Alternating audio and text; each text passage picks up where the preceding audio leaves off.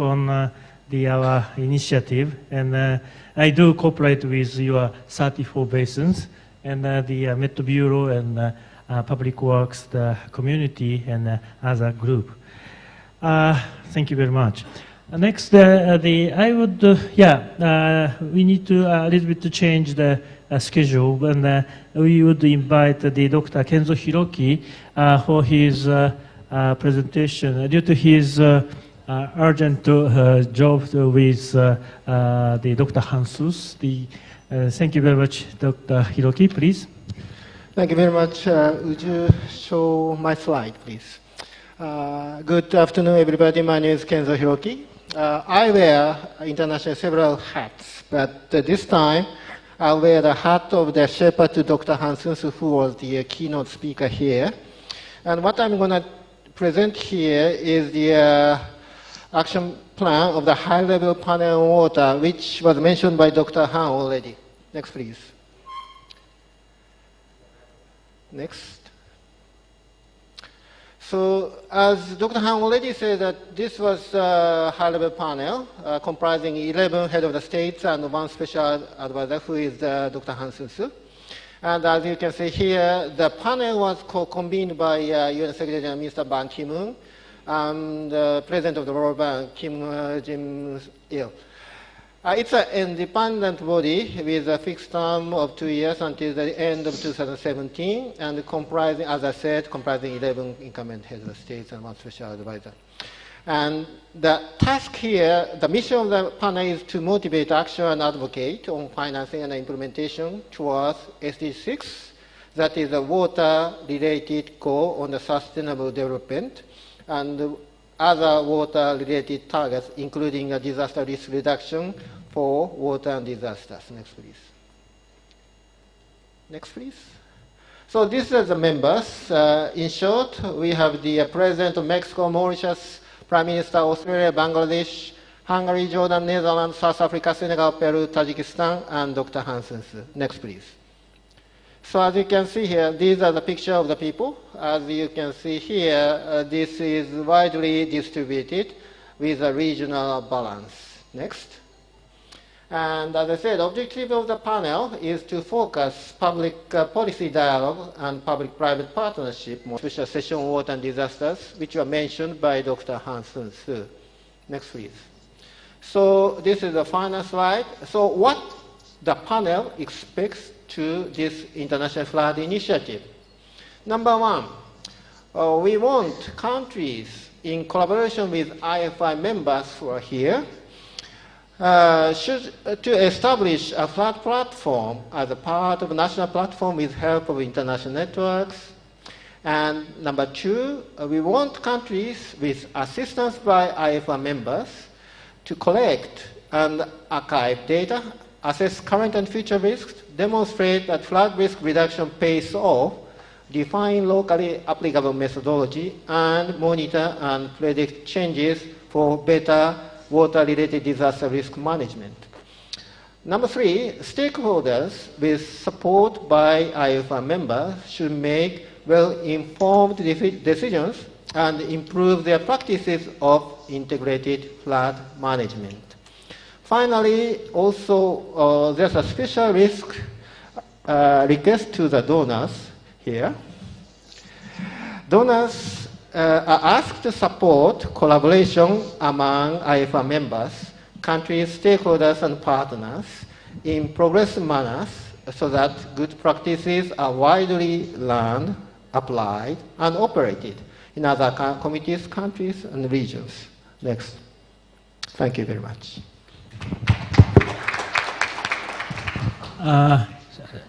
Please, a little bit state here, there. Thank you very much, the Hiroki-san, and also the introduction to high-level panel on water activity and its action plan, and a very clear message to us. They are really consistent to our activities. We have this event. In responding to or collaboration with or some suggestion from the high-level panel on water. IFI-related issues. And I think the WMO can contribute here with different things. We have the global, is wrong. The global framework for climate services exists.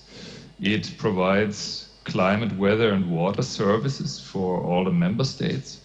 So it's an international framework that is hosted in WMO, but really not a WMO program.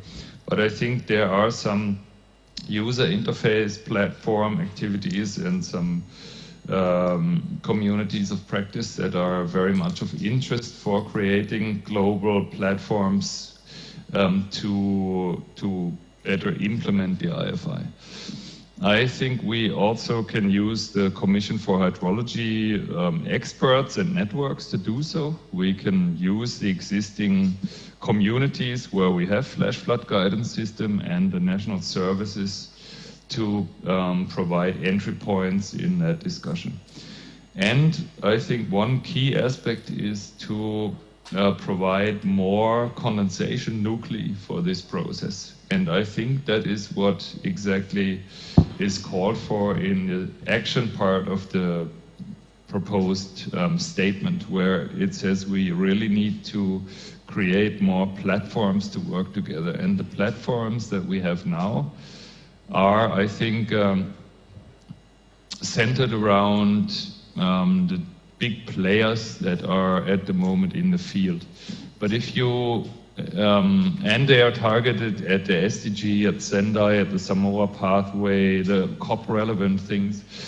But in the end, if you, rainfall is not created by 3 or 4 condensation nuclei where moisture condensates and then the drop falls down, but we really need a lot of nuclei to create rain. And I think also we need to create more network nodes in our partnership network that combine different interests, different national and regional countries and players together in those big frames of the SDG, Sendai, and so forth, and also maybe in the priority implementation actions that have been laid out by the high-level panel. So in reality, we need to motivate and engage more people, because otherwise the rain that we are wishing for, if you take that picture, will only have 5 very big drops, and where those will fall, there will be a lot of water, but in between there will be a lot of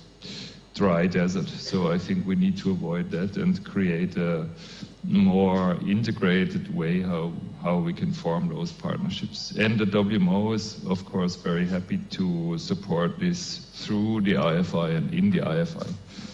And with that, I will stop here for a while. So I have time now for another 40 minutes. If you want to discuss anything, if you want to give me any questions, hard questions or soft questions, I'm happy to take those. Thanks a lot. Okay. Thank you very much, Johannes. And your emphasis on the data and also the platform, the importance of these framework, and also your WMO contribution to the flash flood guidance system is very important. Okay, thank you very much for your staying more, and we would discuss after the presentation. Okay. Next, we would invite the Professor Shabas Khan, UNESCO, please. Thank you very much. If my slides can be uploaded there. So I'm going to start from where Johannes left. So this condensation nuclei. So next slide, please. So I have 4 slides really. So for the UN system and UNESCO being one of the part of the bigger system, it's very important for us to think about this condensation nuclei for partnerships, because we are not too many experts in water, I would say. So if we are working on Sendai framework, we are also working on the SDGs, we are also working on the Paris Agreement and this Samoa pathway.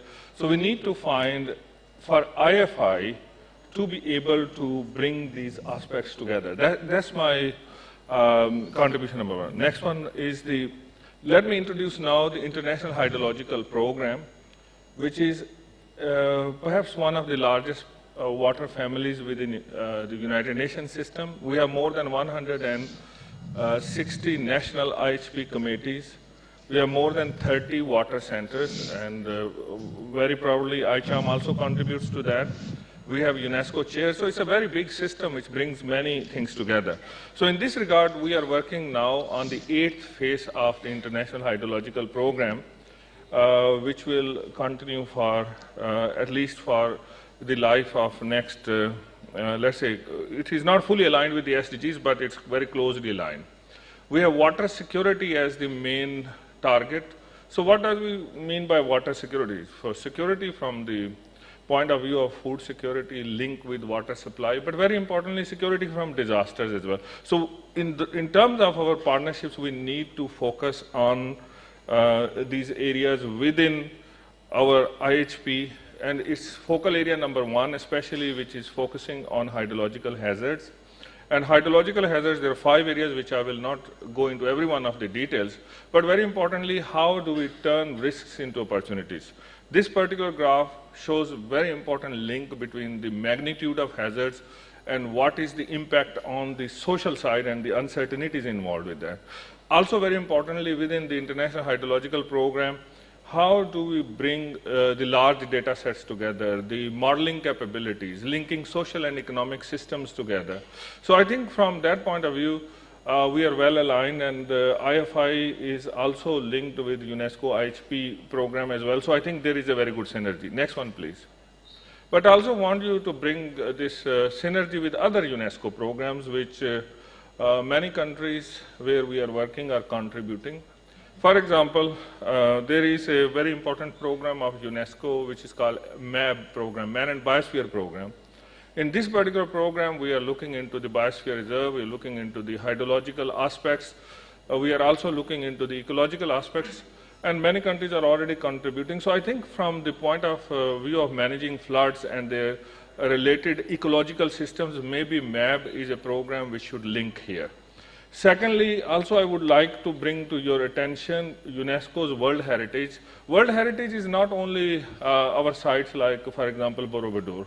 We also have the natural heritage, and in Indonesia, for example, the tropical rainforest heritage of Sumatra. And it's very, very important. So how do we bring the natural heritage sites together and look into the water management and flood, especially in that context? Like now in Lawrence, for example, it's a very special part of Indonesia, so I'm focusing more on Indonesia here. But we need to bring these strengths of these programs and the local communities together. The other new phenomena which has been approved recently, it is the International Geoparks Network. International Geoparks Network is a very important initiative which brings the geoparks, like for example Langkawi. Here also like Ranjani, for example, or Lake Toba is very important here. So my second conclusion here is that let's look into the strength of the United Nations sites, and especially UNESCO, MAB, IHP sites, geoparks. In this regard, we have this year organized UNESCO family meeting in Bali, where many of the experts, including ICHAM, came together. So again, from the point of view of making sure we have this transdisciplinary approach to IFI, we need to have linkages across. The other linkages which are not so obvious is, for example, the food security and biotechnology, where we have a very strong presence through Japan Fund's interest as well. Next, that's my last slide. So as we are discussing with ICHAM and IFI, there are a number of sites which UNESCO already have very operational. These sites, we have collaboration. For example, in the first one, Davao River Basin, it is also one of those areas which have benefited from NARBO, Integrated Water Resources Management Guidelines. ADB's work is also linked with that. In the Mindanao, very important, water and peace. But they are also having big disasters related to the flooding there. So maybe we should build on those kind of areas, and we offer this particular site to contribute to IFI. Then another very important river, which is the river in Malaysia, which is Langat River. This particular river goes through Pitrajaya lakes. We have a well-established community, very good networks, as well as a very good link with the Department of Irrigation and Drainage. So I think this can be another interesting area where there is a lot of work which is already being done. Then the third one, I think it was also with our colleague from JAXA's presentation and the work which we are doing after the 2010 floods in Pakistan. I'm very pleased to see Dr. Gretchen Klonji because we started this project together. And we have a big emphasis on satellite-based rainfall information. We have very important models like IFAS and IRRI. We have also linked with agriculture and all of that. So I think a lot of this work can be built, and from UNESCO we offer these three river basins to be part of the IFI. So with that, I thank you. Thank you very much, Professor Shabas, your introduction to IHP, and also the importance of the interlinkage with related the initiatives, and your contribution to three river basins, three countries. Professor Shabas introduced Pakistan and Philippines and Malaysia. Our IFI in Asian Pacific region are now focusing on and collaborating with Myanmar and Indonesia, of course, and Sri Lanka. And with regard to the Vietnam, we are now start to discuss. So in each country, for example, the UNESCO is now working with three countries, and University of Tokyo is working with Myanmar, and JWA is working with Indonesia, and the ICHAM is now working with Sri Lanka and also the Philippines. So in that way, we are working together. Okay, thank you very much. So next, we would like to invite the representative from three donors. Firstly, we would invite the Dr. Iwan Gunawan, the World Bank, for your introduction, your idea.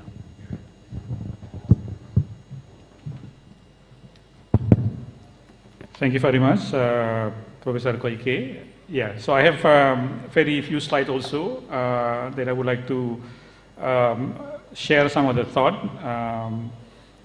I guess as an illustration, I would like to highlight an activity that actually we were doing with a lot of partners here. We have Pak Danis, we have Pak Iskandar, Pak Willem, and of course Pak Ari.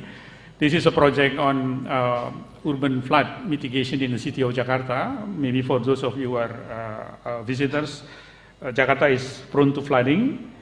And in the last 4 years, we've been working with the Ministry of Public Works in trying to help the city to address this issue.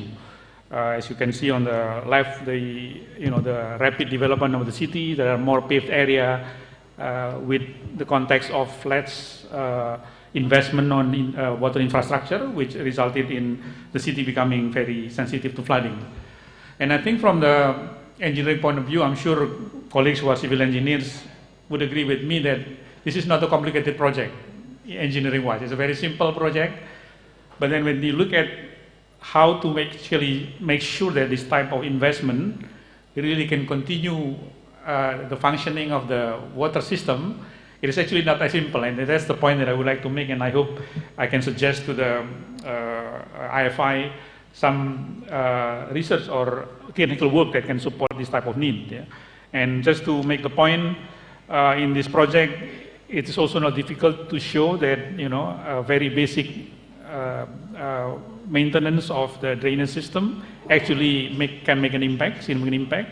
As you can see the map on the left bottom there, the difference between area inundated and the time of inundation before and after the work is actually quite significant. So it's not rocket science. But indeed, there is a lot of challenge. I recognize that Professor Herat from Sri Lanka have a long list of challenges faced. We have the same. I just list three. Number one, of course, is there is lack of space. In urban areas, there is no space even to maneuver the equipment. I'm sure Pak Iskandar deals with this problem every day. When you want to move your equipment to do the work, the space is very limited. And that space is usually in competition with other uses, settlement in particular.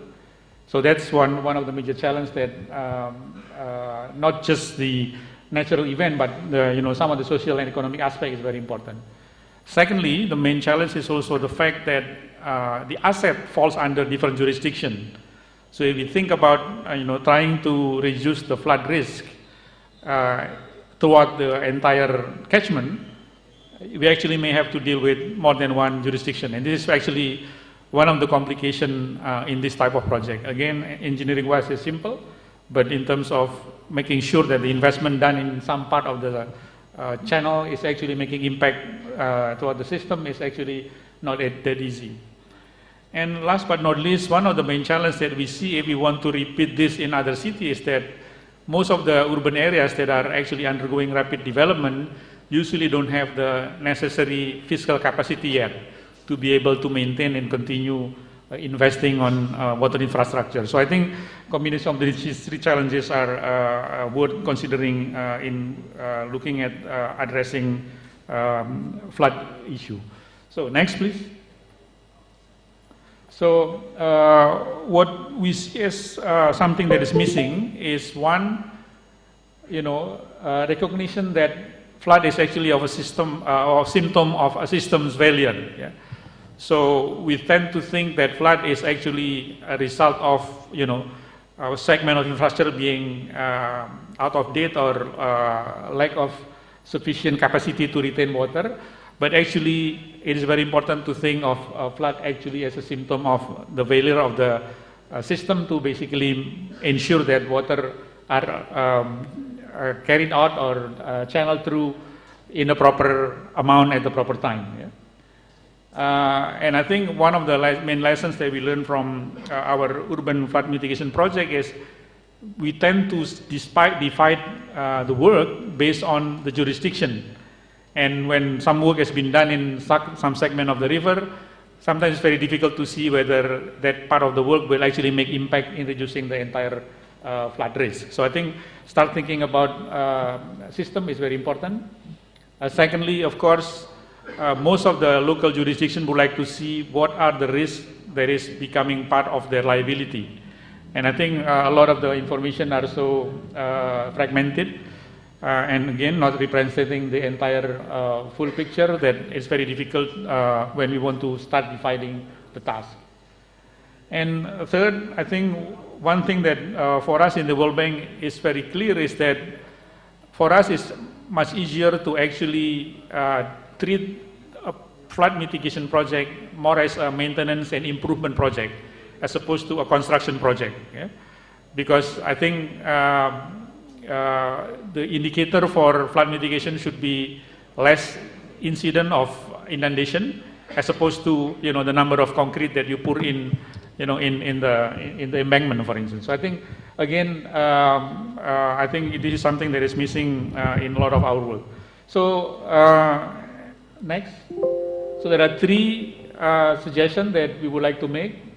One is that I think it's very important that the IFI start thinking about developing tools that can actually help describing the character of the system, as opposed to only from the vulnerability perspective, from the risk perspective, but actually looking at components, the current state of the system, what are the gaps, how can that gaps be filled, and things like that. So I think this is something that we hope the IFI can consider.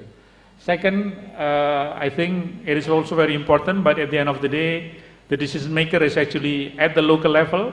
They need to make judgment on what investment would be making the best impact, especially given the fact that most local authority only have tenure for 4 to 5 years. So it's very important that some sort of system or model of platform can be developed. And I think the model of 5Ds in the Netherlands seems to be one good example that perhaps could be scaled down to different size of jurisdiction. And last but not least, I think the current strategy mostly focus on physical. I think the social and economic aspect of the risk of the options for mitigations have not been properly addressed. And I think this is something that obviously as the World Bank, we will be more than happy to again, share our expertise, but also learn together in how we strengthen this type of the analysis so that it can really help. Thank you very much. Thank you very much, Dr. Gunawan. And your introduction to the difficulties to decide investment, technically, socially, various aspects. And your suggestion, especially the last point, the model of platform for managing flood system, and also the social and economic dimension should be strengthened. Thank you very much, your important suggestion. Next, we would like to invite the Dr. Gil-Hong Kim, the Asian Development Bank, please.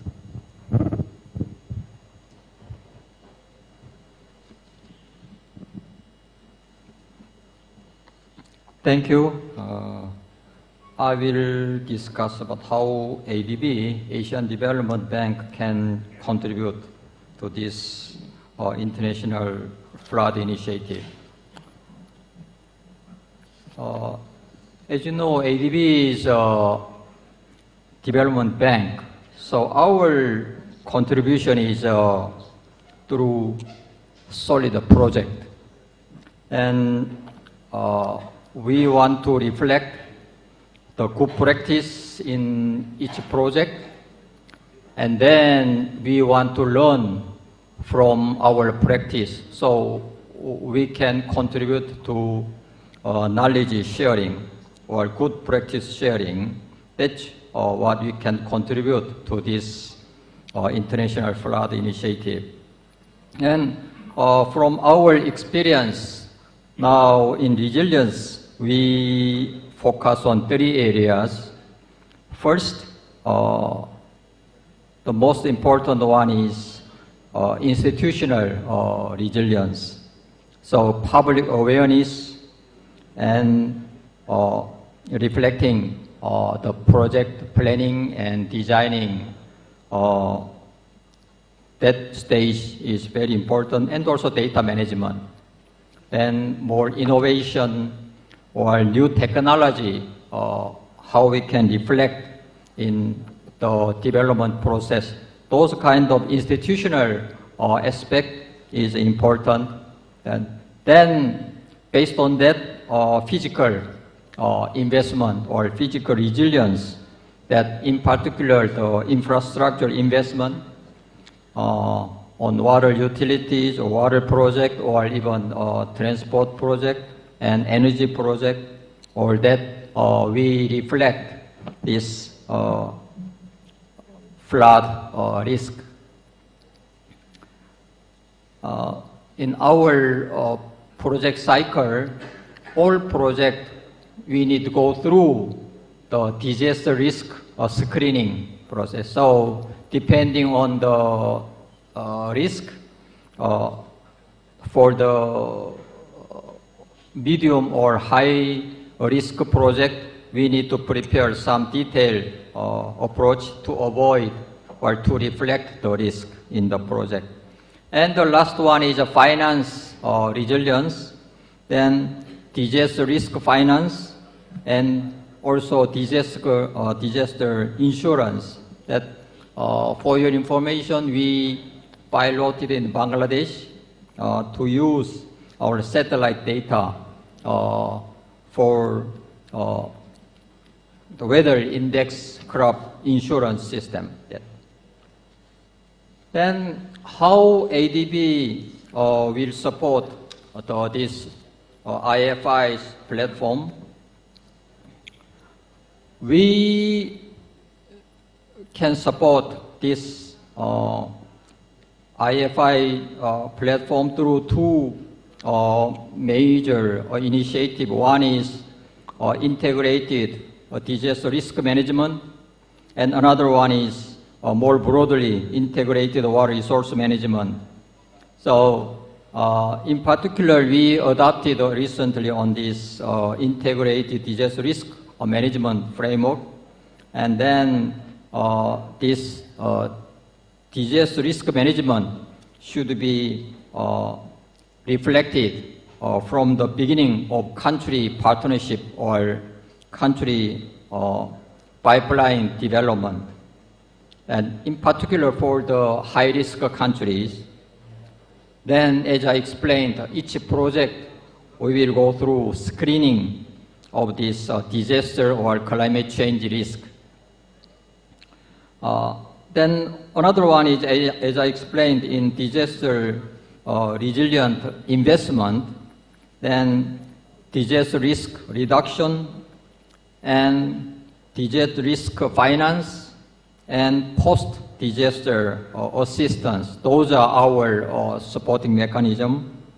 And more importantly, this stakeholder engagement through more broad partnership among development partners and also communities and private sectors, and also financing resources are leveraged. So we are driving financing plus, so we can mobilize more financing resources through various sources. Then last one, how ADB support the global agenda, this Sendai framework and SDG and climate changes. To support this global agenda, ADB we reflected in our bank-wide strategy. So in our strategy 2020, in particular recent our medium-term review, we already reflected this disaster risk management is one of critical supporting areas. And as I explained, we developed our disaster and emergency assistance policy. Then we also prepared our more operational plan for integrated disaster risk management. Then we are now under preparation of the climate change strategic framework. Maybe by next year we will complete. Then in terms of disaster financing support, bank-wide we established our Asian Development Fund disaster risk reduction funding that with the donors' support, we established about $200 million grant money for concessional only countries. And also we mobilized about more than $224 million for more non-concessional country support. And ADB, we supported our emergency assistance loan for the last about 20 years for about $6.3 billion. Then we also established various our disaster response facilities and trust fund with the support of various donors. Then as our Vice President explained, now we will scale up ADB financing for climate change, but in particular climate change adaptation. So by 2020, we want to scale up our climate change adaptation investment up to annually $2 billion. Currently, it's much less than $1 billion. So we aim to scale up this climate change adaptation investment. This is also very closely linked to disaster risk management. Thank you very much. Thank you very much, Dr. Gil-Hong Kim. And for your introduction, the ADB's framework of the knowledge and the practice sharing, especially for the three aspects, the physical, institutional, and the financial aspect, and the introduction to possible the support framework of the in 5 ways. Thank you very much. And this moment, the Dr. Johannes Kuhlmann, WMO, has to leave. Do you have, if the audience has a question to him, before he's leaving, the other panelists, they ask a question to WMO. Is there any question? Okay. So Johannes, your very strong message to the IFI and on the collaboration with the IFI partners in each country is very, very appreciated. Shall we continue to work together? Thank you. Okay, thanks a lot. Bye-bye. Bye-bye. Okay, next we would like to invite Mr. Kimio Takeya, Japan International Cooperation Agency, JICA. Thank you. I just want to make a presentation about how we can contribute to IFI and other DRR initiatives. So, according to the financial report, which was summarized by the GFDR and ODI UK, amazingly, Japan is the world's biggest #1 DRR financial supporter in the world. Even in the bilateral donor, we are occupying 64% of the whole bilateral donor support. Number 2 is EU, only 8%. So you can understand how big Japan is supporting because of the vulnerable country like you in the world. And usually, all of you know the Sendai framework, but maybe you are not so deep understanding about the 7 targets of a logical point of view. There is a 3 input target. One is for international cooperation. The other is information accessibility. The other is build or establish national and local strategy for DRR until 2020, remaining just 3.5 years. And then, using these 3 input targets, we can reduce the mortality, then we can reduce the affected people, and then we can reduce the loss of critical infrastructure, like a road or water supply and levee and reservoir system and everything. And finally, we want to reduce the economic loss. So this is the most important thing. How to reduce, you can understand, mortality is within the same stomach of the reducing the economic loss. If we can reduce the economic loss, in the same time, we can reduce the mortality. If we concentrate to reduce only mortality, we cannot reduce the economic loss. This is the most important of the Sendai framework. So from the humanitarian issue, we must graduate to merge to the development issue for the DRR. I'm sorry. So to achieve this, our Japanese government declared Sendai Initiative of Japan. Within 4 years, we support $4 billion support a training of 40,000 DRR officials within 4 years from 2015 to 2018. From this point of view, I will show just one figure. Everything is like a S-curve in the rural area to development area and the capital area. Everything development goal looks like a S-curve, and each country and area, even in the same country, rural area and metropolitan areas are quite different. So each country and area has different condition and gap. And also technology also need from primitive but practical one to modern or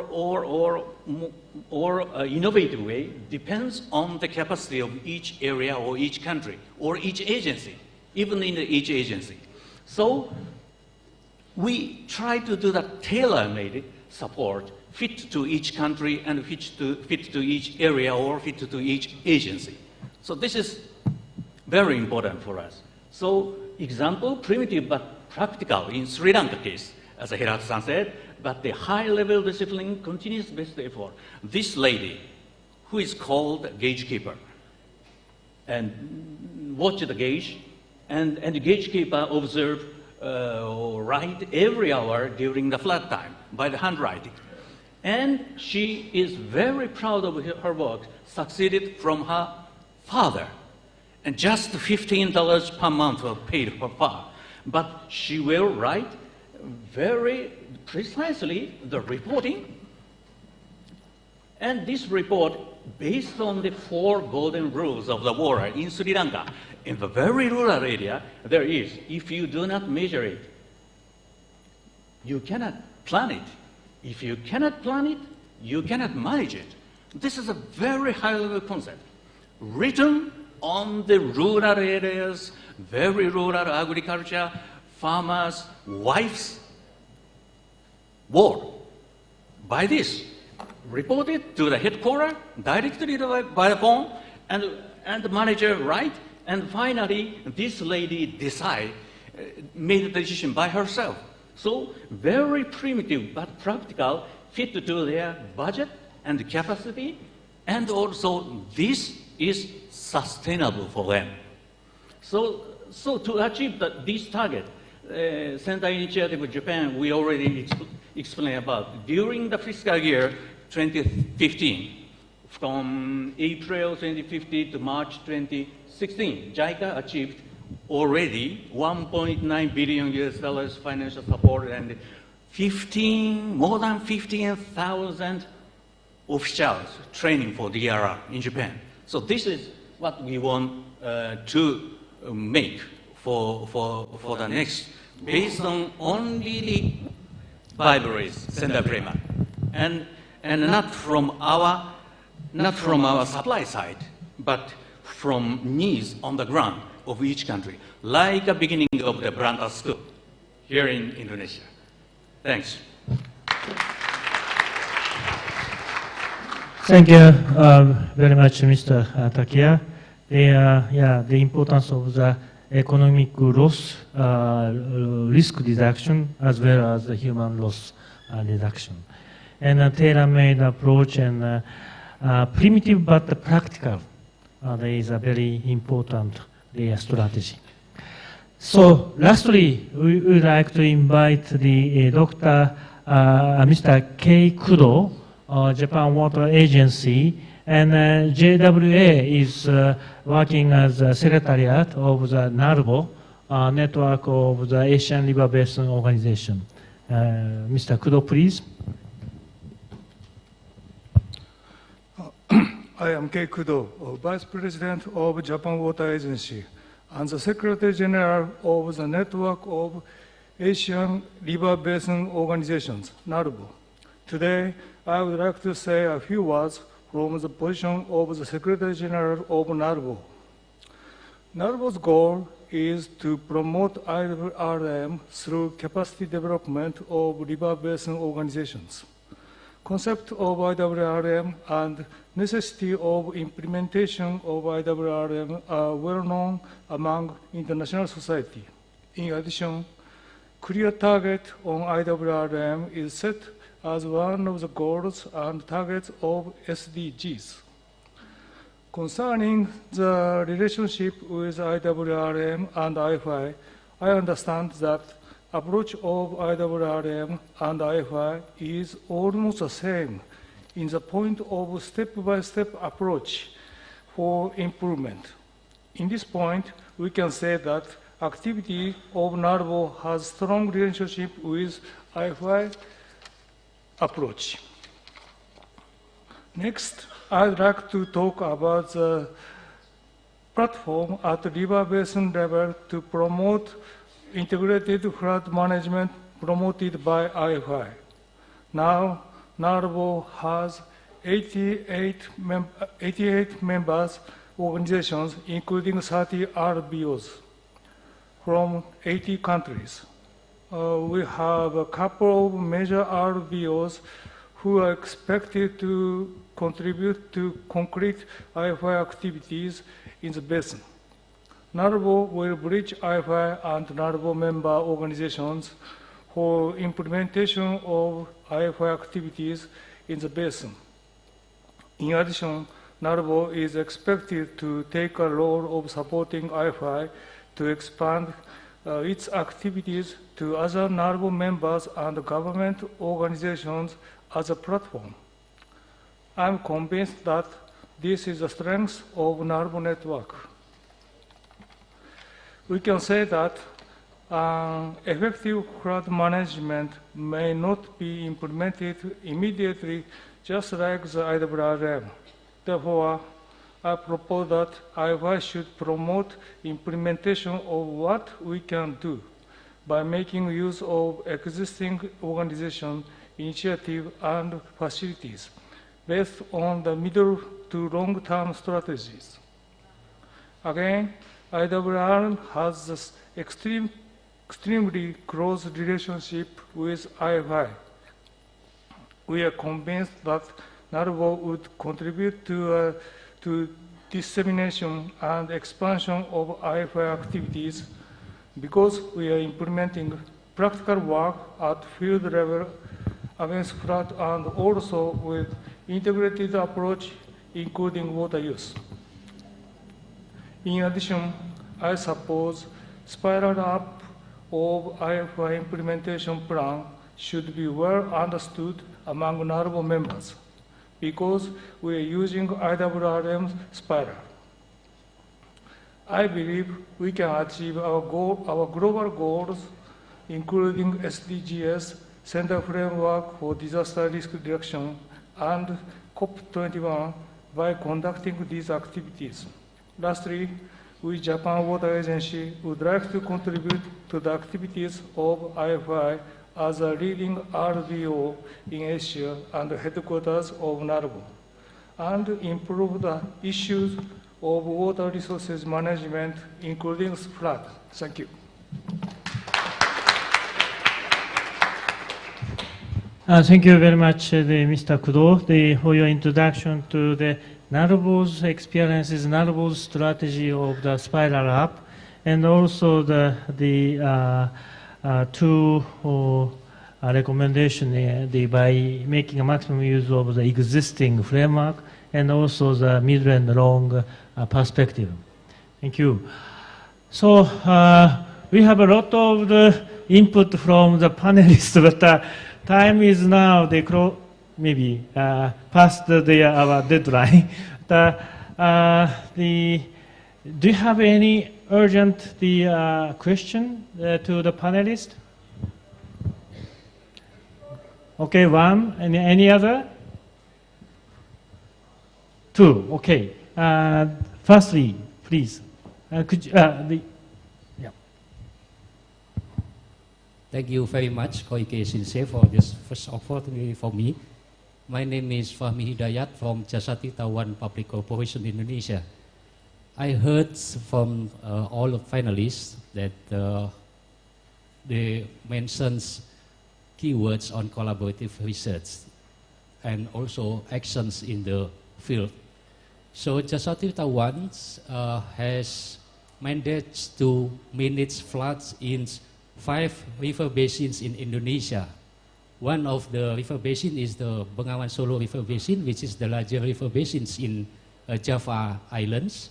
And we are really looking forward to conducting the collaborative actions as we as operator in the fields in managing the floods really needs collaborators. So for your information, that's in the Bengawan Solo River Basins, we have collaborative research and actions with university, namely Bandung Institute of Technology, supported by Zurich Insurance Foundations and International Federation of Red Cross and Red Crescents. We develop flood early warning and early action systems.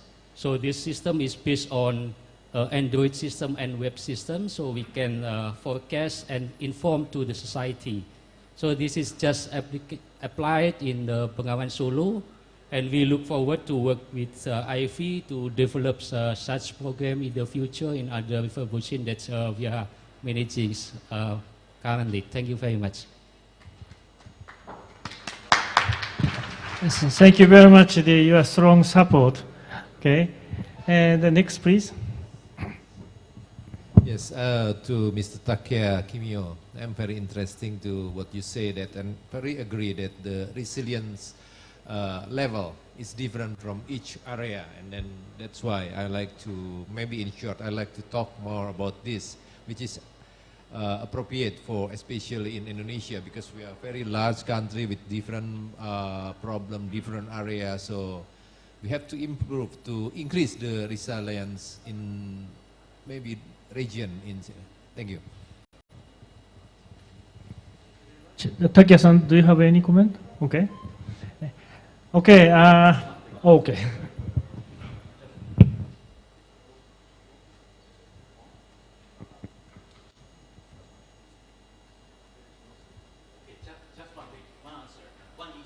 One example.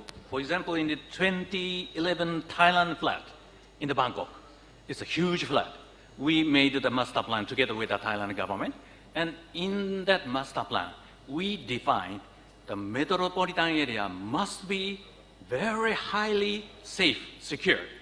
Instead of that area, we must sacrifice the midstream as a controlled inundation.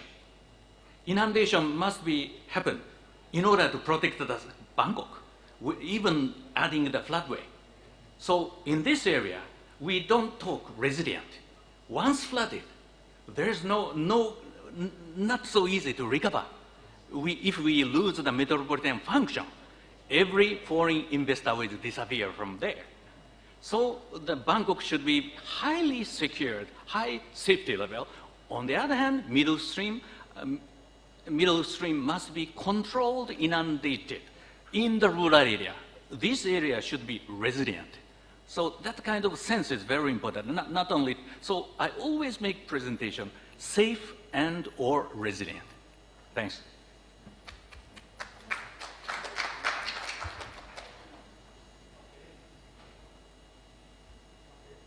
Thank you very much.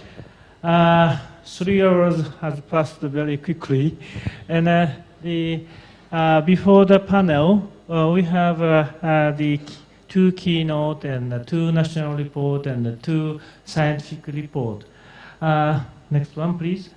From the Dr. Hansus, he mentioned water is life, and at the same time, water is threat to life. Water-related disaster risk reduction is now up in front of the high-level panel on water action plan. Next, please.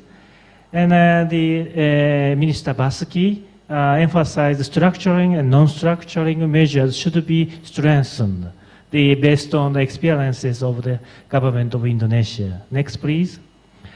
Mr. Stanton of the Asian Development Bank, he introduced he emphasized the vital opportunity, pivotal opportunity to halt the escalation in disaster risk now.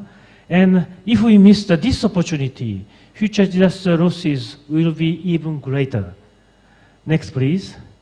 And Professor Herat introduced the ongoing Sri Lankan government of Sri Lanka's effort if it needs to foster partnership among the governmental agency.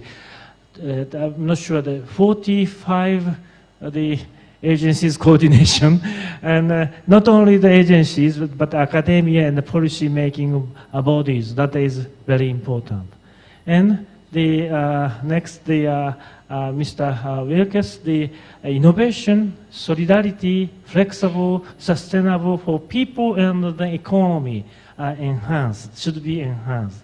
Next, Dr. Sofue introduced the satellite capability and also satellite ground data integration for flood forecasting and warning is very essential. Next, please. And Mr. Komura, the spiral up promotion strategy by compiling several stages of the experiences. He introduced Japan's experiences, that this approach is very important. And at the panel, we discussed about the importance of the data and how to establish the platform and country experiences. Dr. Ali introduced the Indonesian experiences in collaboration with regional and global approaches. And Mr. Takia says tailor-made approach and primitive but practical. This is a very important strategy. And not only the standalone platform, but interlinkage with other activities this should be strengthened. And I myself am a natural scientist, but not only the natural science, but the social and economic aspect is very important, especially for decision making and also the investment. We discuss in that way in the panel, and I mentioned you have on the table our draft Help IFI Jakarta statement for addressing the flood risk reduction. It consists of present status and key direction and concrete actions. Do you have any comment or revision from your side? Or panelists, are you okay? If you are okay, we would adopt this statement here. Do you agree? Yeah. Okay. Okay, thank you very much, our panelists, and thank you very much for the discussion with us. I would pass my microphone to the MC. All right, thank you very much, Professor Toshio Koike, for being moderator at this panel discussion, and thank you very much. And ladies and gentlemen, please give a big round of applause for our speakers and also moderator for today's panel's discussion. And should you wish to receive today's material, we kindly invite you to visit our website at www.wateranddisaster.or.id if you'd like to have a copy of today's material. Well, distinguished guests, delegates, and all participants, the closing remarks from Professor Toshio Koike concludes our programs for this afternoon. We'd like to extend our appreciation, our sincere thanks for your presence in this event.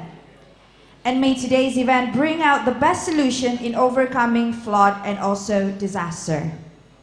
And I'm Natasha, on behalf of the Indonesian Ministry of Public Works and Housing, would like to say thank you very much. Have a pleasant day and enjoy your stay in Jakarta. Thank you very much, everybody.